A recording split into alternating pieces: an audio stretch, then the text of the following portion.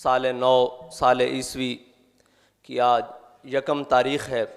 साल 2020 एक आमुल हुज़्न यानी कि गम का साल उम्मत मुस्लिमा के लिए साबित हुआ।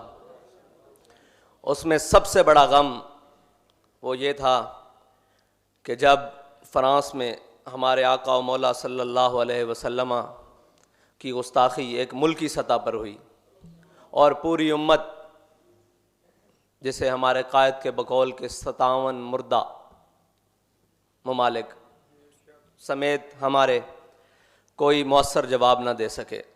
कोई भी अपने आका व मौला सल्लल्लाहु अलैहि वसल्लम के साथ हक़ ग़ुलामी अदा न कर सका। और फिर उसके बाद अपनी ज़ात, अपने माँ बाप, अपनी औलाद, हर चीज़ से बढ़कर जो मोमिन के लिए मोमिन होने पर शर्तें रखी गई हैं, उस हर चीज़ से बढ़कर जो अपने आका व मौला सल्लल्लाहु अलैहि वसल्लम का वफ़ादार ग़ुलाम था, वो माह नवंबर में हमें एक ऐसा दाग़े गम दे गए।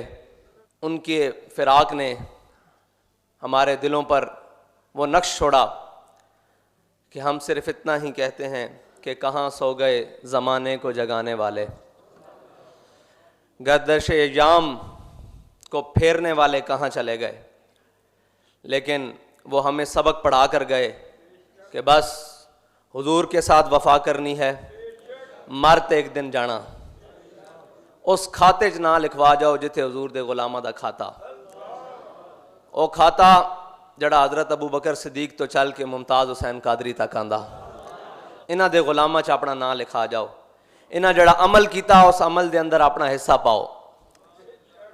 और ये जनवरी दा महीना एक ख़ास निस्बत रखदा। एक ता अज गाजी इस्लाम, गाजी मिल्लत, गाजी मलिक मुमताज़ हुसैन कादरी साहब दी अज यौम पैदाइश है 1 जनवरी। और 4 जनवरी नू आपने हक़ ग़ुलामी अदा किया होया, जिस दे नाल उम्मत मुस्लिमा दा सर क़यामत तक फ़ख्र नाल बुलंद रहेगा कि अपने नहीं वेखदे, बेगाने नहीं वेखदे। ये वेखदे हुजूर नाल वफादार केड़ा ते उन्हां दा गद्दार केड़ा, ते फिर सामने खलार के 27 विचों लंघा के दस देन कि या रसूल अल्लाह, साढ़े हालात जिहो जे भी होन, साढ़े मामलात जिहो जे भी होन, असी जितने भी कमज़ोर हो जाइए, तुहाडी इज्जत दे मामले च असी कमज़ोर नहीं, तुहाडी इज्जत दे मामले च असी माड़े नहीं, तुहाडे इज्जत दे मामले साढ़े दिलों च कोई दूसरी गल ही नहीं। और ये वक्त सी 4 जनवरी कि जिस तो बाद उम्मत मुस्लिमा 2 हिस्सों तकसीम हुई। उस्ताद साहब फरमांदे सन, हुजूर दी इज्जत दे मसले च कदी उम्मत मुस्लिमा तकसीम नहीं हुई, लेकिन एक फितना, इल्हाद दा फितना, सैकुलरिज्म दा फितना, कुफर दा फितना, कुफर दे पढ़ाए हुए सबक पढ़न वाले और उन्हां दियां बोलियां बोलन वाले, उन्होंने जदों आके इस पाक सरजमीन दे उत्ते एक ऐसी फिजा बनाई कि जनाब नहीं, वो तो गवर्नर था, किसी को हक ही हासिल नहीं मावराए अदालत कत्ल का। तो फिर एक मर्द दरवेश ने वो अलम अपने कंधों पर उठाया। वो अलम उम्मत मुस्लिमा की तर्जुमानी का अलम। कोई कैसी भी बात कहे हमारे कायद के बारे में, हमारे कायद के साथ एक जुमला जड़ा बड़ा ज़बरदस्त लगना पंजाबी च, वो है कि आप हकीकी तौर पर इस उम्मत दे तर्जुमान सन कि जड़ी हर मुसलमान दे दिल दी आवाज़ सी ना, उसनू आपने अपने सादे जे लहजे नाल पूरी उम्मत नू समझाया। और लफ्जी तर्जमा तो बाहर जाके, लफ्ज़ां दी कैद तो बाहर जाके, अंदाज़े बयान दी कैद तो बाहर जाके उलमा भी जान देन कि मन सब्बा नबियन दा मतलब लफ्जी हो रहे। आपने फरमाया मन सब्बा नबियन फ़क्तुलूहु, क़यामत तक जो नबी के बारे में बात करे उसको काट के रख दो। उसको काट के ऐसे रखो कि जैसे मुमताज़ कादरी ने उसको ऐसे काटा कि वो चेहरा भी देखने के काबिल ना रहा, वो सुराख भी आज तक गिने ना जा सके, वो लम्हे भी काउंट ना किए जा सके, वो गिनती में ना लाए जा सके कि कैसे इतने सेकंड में, बल्कि इतने पॉइंट सेकंड में 27 गोलियां एक दुश्मन रसूल के जिस्म को पार कर गईं। तो हमारे कायद फरमाते थे, ये जबरो कहर नहीं, ये इश्को मस्ती है।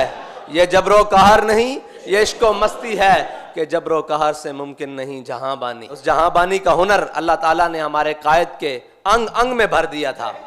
आप निगाह उठाएं तो निगाह बुलंद, बात करें तो सुखन दिल नवाज, और चलें तो जहां पुरसोज। निगाह बुलंद, सुखन दिल नवाज, जहां पुरसोज, यही है रख्ते सफर मीरे कारवां के लिए। और मीरे कारवां भी कौन? जो खादिम हुसैन, जो इमाम हुसैन की इस्तिकामत का पैकर, जो इमाम हुसैन की नौकरी करने में सबसे पहला नंबर, खादिम हुसैन।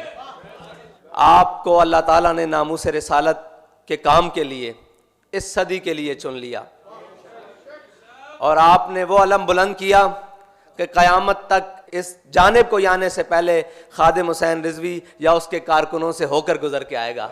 इससे बगैर उसके लिए कोई रास्ता नहीं होगा, क्योंकि वो दीवाने तैयार किए कि उन्होंने कहा कि हालात कैसे भी हो जाएं, हुकूमतें कोई भी आ जाए, ऊपर नवाज बैठा हो, जरदारी बैठा हो या इमरान खान बैठा हो, हमें इससे गर्ज नहीं है, हमने बस एक ही जानिब देखना है, वो है सूए तैबा सफ़र कारवां बेकारवां।